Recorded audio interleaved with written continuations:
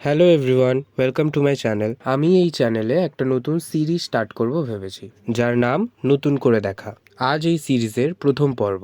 যদি আমার চ্যানেলে নতুন হয়ে থাকো তাহলে সাবস্ক্রাইব করে দিও, আর ভিডিওটা ভালো লাগলে লাইক করে দিও। এই সিরিজটা স্টার্ট করার কারণ, আমার ঘরে আমি হঠাৎ করেই লক্ষ্য করলাম যে এমন অনেক কিছু আছে ঘরের মধ্যে যেগুলো কোনো কারণে আমি কিনেছিলাম বা পেয়েছিলাম, কিন্তু সেইগুলো আর ইউজ করা হয় না। আর পড়ে থাকতে থাকতে পুরনো হয়ে গেছে, ময়লা হয়ে গেছে, আর সেগুলো হয়তো সাজালে অনেক সুন্দর লাগবে।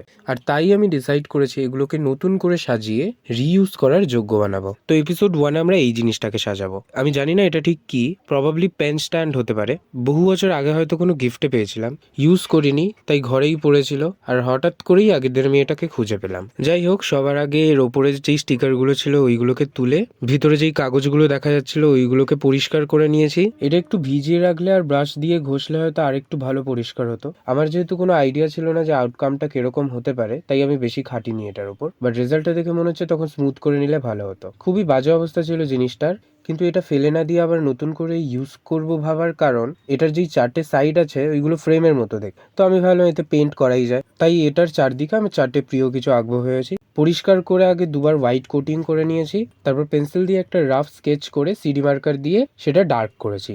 যেহেতু সারফেসে কাগজগুলো লেগেছিল তাই পেন্সিলে খুব একটা বোঝা যাচ্ছিল না, তাই আমাকে মার্কার ইউজ করতে হয়েছে। এখানে আমি আঁকছি স্ট্রেঞ্জার থিংস এর আমার প্রিয় 3টে ক্যারেক্টার। কিছুদিন আগেই সিরিজটা শেষ হয়েছে। এই সিরিজটা যখন আমি দেখা শুরু করেছিলাম তখন সিজন 3 রিলিজ হয়নি, আর সিজন 2 দেখার পর থেকেই এই সিরিজের ফ্যান হয়ে গেছিলাম আমি। সিজন 3 আর সিজন 4 কিন্তু আমার বেস্ট লেগেছে। তোমাদের প্রিয় সিজন কোনটা তোমরা কমেন্টে জানাতে পারো।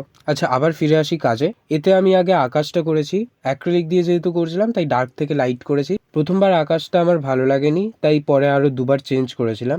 যেহেতু আকাশটা খালি খালি লাগছিল তাই আমি ভাবলাম মাইন্ড ফ্লেয়ারকেও অ্যাড করা যায়, তাই ওটাকেও অ্যাড করে দিয়েছি।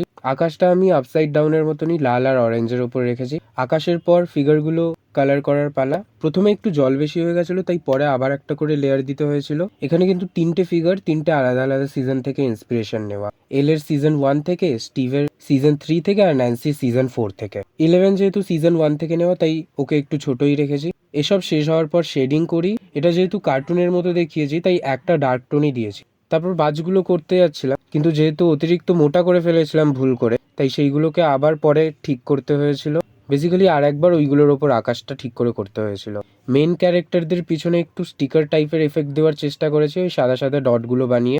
ন্যান্সির চুলে একটু হাইলাইট অ্যাড করার সময় খারাপ হয়ে যাচ্ছিল, তাই আবার সেটাকেও নতুন করে করে দিয়েছিলাম। আর এইবারের চুলটা আমার আগের বারের চুলটার থেকে বেশি ভালো লাগছে। তারপর ফাইনালি নিজের মতো করে কিছু অ্যাডজাস্টমেন্ট করে সিডি মার্কার দিয়ে আউটলাইন করে নিই। আর ভার্নিশ যেহেতু আমার কাছে ছিল না তাই ভার্নিশ দিতে পারিনি, ভার্নিশ দিলে আর একটু শাইন করতো। আর যেই রঙগুলো ফ্রেমের বাইরে বেরিয়ে গেছিলো সেইগুলোকে একটু মুছে নিয়েছি। ফাইনালি এই হলো ফাইনাল লুক। কেমন হয়েছে জানিও। বাকি 3টে সাইড কি করব দেখার জন্য কিন্তু অবশ্যই আমার চ্যানেলটাকে সাবস্ক্রাইব করে নিও। ভিডিওটা ভালো লাগলে লাইক করে দিও। দেখা হচ্ছে নেক্সট ভিডিওতে। Thank you for watching.